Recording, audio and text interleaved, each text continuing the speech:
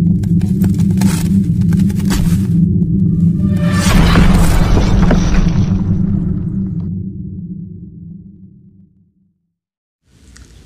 ini merupakan lanjutan kisah Dharma Yuddha Garuda saat Parwati terkejut melihat bahwa putranya dibunuh oleh Mahadewa. Parwati terkejut dan berkata, "Tidak mungkin. Dewa Siwa, bagaimana kamu bisa melakukan ini pada putramu? Bagaimana kamu bisa memenggal kepala anakku? Tidakkah kamu tahu bahwa dia adalah anak kita, anak laki-laki yang aku dambakan sejak lama? Kamu membunuh alasan kegembiraanku, kamu mengakhirinya, kamu membunuhnya. Aku melambangkan kekuatan, aku telah memilih Dewa Siwa sebagai suamiku untuk membunuh Tarkasur saat dunia membutuhkan seorang putra dari Siwa dan Sakti. Dalam wujud itu setelah pergi, aku berinkarnasi sebagai Dewi Sati. Setelah meditasi yang panjang dan keras, aku mendapatkan Dewa Siwa. Tapi sebelum aku bisa mengalami kebahagiaan menjadi ibu karena penghinaan suamiku, aku melompat ke dalam api ritual ayahku Daksa. Aku masih mengalami luka bakar itu. Mengapa Dewa Agni? Apakah kamu ingat cerita dan perjuanganku? Apakah kamu ingat atau tidak? Tapi keinginan untuk melahirkan seorang putra dengan Dewa Siwa tetap menjadi keinginanku juga. Jadi untuk mendapatkannya, aku berinkarnasi sebagai Putri Himalaya Parwati. Dan kamu berada dalam meditasi yang mendalam dan bahkan tidak menyadari kepulanganku. Aku harus menjalani meditasi selama bertahun-tahun yang membuatmu terkesan dan kita menikah. Apa yang terjadi setelah pernikahan kita? Apakah kamu ingat Mahadewa? Apakah kamu tidak ingat apa yang telah terjadi pada saat kelahiran putra pertamaku Kartikeya? Mahadewa mengingat saat kelahiran Kartikeya bahwa dia berkata, "Nak, tongkat ini akan menjadi senjatamu." Parwati berkata, "Prabu, dia hanya seorang anak kecil." Mahadewa berkata, "Dia dilahirkan untuk membunuh Tarkasur. Nak, kamu harus pergi ke India Selatan untuk melindungi orang-orang di sana." Kartikeya berkata, "Seperti yang kamu inginkan, ayah. Berkati aku, ayah. Berkati aku, ibu." Kartikeya kemudian pergi dari sana dan Parwati merasa sedih melihatnya. Parwati berkata, "Untuk menyelamatkan semua orang di planet ini, kamu memisahkan putraku Kartikeya dariku. Aku mentolerir itu, tapi dalam hatiku, keinginan untuk mencintai seorang anak semakin kuat. Untuk mendapatkannya, aku melakukan meditasi yang keras. Saudara, kamu telah memberkatiku untuk melahirkan seorang putra sesuai keinginanku. Mengapa kamu merebut anakku dariku, Prabu? Mengapa kamu tidak menghentikan Dewa Siwa? Beritahu aku. Dewa Brahma, mengapa kamu tidak mengatakan apa-apa? Atau apakah kamu tidak ingin ikut campur?" Pada awal penciptaan ini, untuk mengakhiri kesombongan Dewa Brahma, kamu telah mengambil bentuk Kala Bhairawa dan memenggalnya. Kemudian setelah aku mati sebagai Sati, kamu mengambil wujud Wirabhadra dan memenggal kepala Raja Daksa. Untuk menunjukkan kekuatanmu dengan memenggal kepala adalah satu-satunya jalan keluar. Jawab aku, Dewa Siwa. Kamu yang paling kuat, Prabu. Kamu adalah Tuhan. Apakah itu membenarkan pemenggalan kepala semua orang? Bahkan jika itu anakmu, mengapa Dewa Siwa? Jawab aku. Apa kesalahan anakku? Apa dosanya? Apakah dia menyakiti seseorang? Orang yang paling berbelas kasih yang bahkan berharap hal yang baik untuk para iblis. Bagaimana kamu bisa menghukum anak yang tidak bersalah dengan begitu kejam? Jawab aku, Dewa Siwa.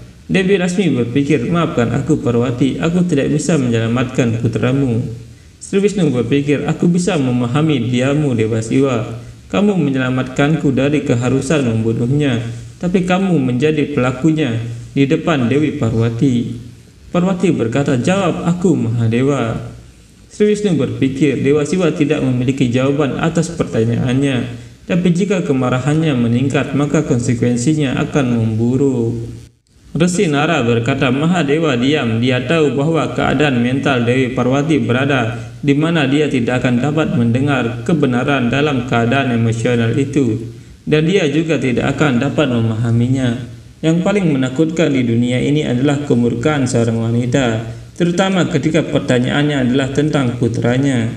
Dan kemudian yang menanyai Dewa Siwa bukanlah wanita biasa, dia adalah lambang Adi Sakti, Dewi Parwati sendiri. Dengan memperbesar kemarahannya tidak akan bermanfaat bagi siapapun. Garuda berkata, lalu apa yang terjadi Guru Dewa? Rasi Narayan berkata, apa yang selalu terjadi pada anak-anak ketika orang tua bertengkar? Nandi berkata, ibu, kami membuat kesalahan. Parwati berkata, kesalahan apa? Nandi berkata, ibu, kami tidak tahu bahwa anak laki-laki yang tidak mengizinkan kami memasuki Kailas adalah anakmu. Parwati berkata, apa yang terjadi di sini? Aku bertanya, apa yang sebenarnya terjadi di sini? Nandi berkata, ibu, dia menghentikan Mahadewa untuk masuk. Ganesha berkata, berhenti, ini adalah perintah ibuku. Sampai dia keluar, aku tidak bisa mengizinkan siapapun masuk. Nandi berkata, ketika dia menentang Mahadewa, dia mulai berkelahi dengan kami. Dengan tongkat yang diberikan olehmu, dia bahkan menghajar para dewa dengan parah. Ketika Dewa Brahma dan Narayan mencoba menghentikannya, dia juga menghina mereka. Kemudian Prabu Mahadewa datang dan memenggal kepala putramu. Mendengar itu, amarah Dewi Parwati semakin besar dan dia menghentakkan kakinya sehingga membuat Nandi terbang jauh dari Kailas.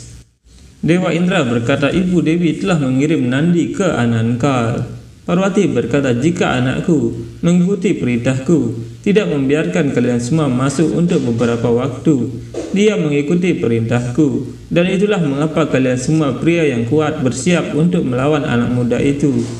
Dia tidak membiarkan kalian masuk ke dalam sehingga semua dewa siap berperang dengannya. Kalian akan melawan dia, kalian semua akan membunuhnya bersama. Jika dia menghentikan kalian selama beberapa waktu, kalian bisa saja berhenti.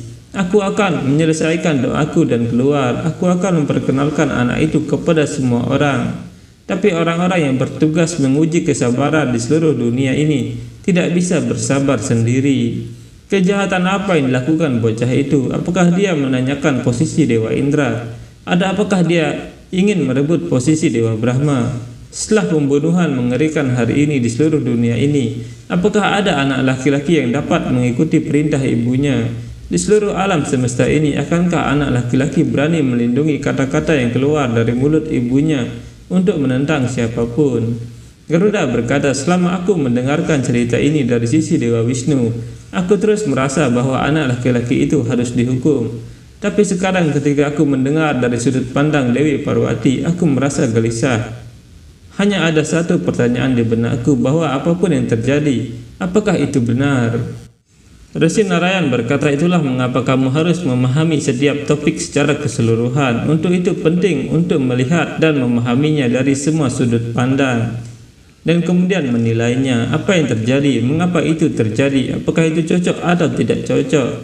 Jawabannya semua tersembunyi dalam waktu, dan terkadang kamu mendapatkan jawabannya di akhir hidupmu. Dan hal seperti itu terjadi dalam situasi ini. Resi Nara berkata, kesedihan Dewi Parwati berubah menjadi kemarahan yang mendalam, kemudian menjadi murka dan menjadi tak terhingga.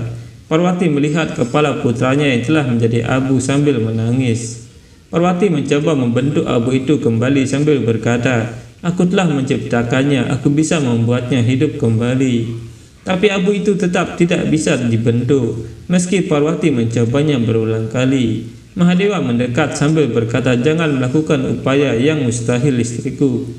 Orang yang dihancurkan oleh Trisulaku, dia tidak bisa hidup kembali. Mendengar itu Parwati menjadi marah dan berkata, jika putraku tidak hidup, maka tidak ada makhluk di dunia ini yang akan selamat. Parwati bangkit dan mengambil bentuk Dewi Durga sambil berkata, apa kalian para pria menganggap wanita dapat diperlakukan apa saja dan akan mentolerir segalanya? Kalian salah. Jika seorang wanita bisa melahirkan dunia, maka dia bisa menghancurkan dunia juga. Para dewa berkata, Prabu Mahadewa, tolong hentikan Dewi Parwati sebelum dia menghancurkan alam semesta. Dewa Brahma berkata, Prabu Sri Wisnu, jika Dewi Parwati tidak dihentikan, hal buruk akan terjadi pada ciptaan ini. Dewa Wisnu berkata, istriku, tolong jelaskan kepada temanmu, hentikan dia. Tapi Dewi terlihat marah dan berkata, kalian semua harus mengerti. Di depan kalian anak laki-laki itu tidak penting, tapi itu penting bagiku. Dan aku berada di pihak temanku Parwati. Bahkan aku tidak dapat menjelaskan kepada Dewi Parwati. Dewi Laksmi kemudian masuk ke dalam tubuh Dewi Parwati. Dewi Saraswati juga pergi mengikuti Dewi Laksmi untuk masuk ke dalam tubuh Dewi Parwati. Seketika tubuh Dewi Parwati menjadi semakin besar. Dewi Saci juga ikut masuk ke dalam tubuh Dewi Parwati dan tubuh Dewi Parwati menjadi semakin besar lagi. Kekuatannya juga semakin menakutkan.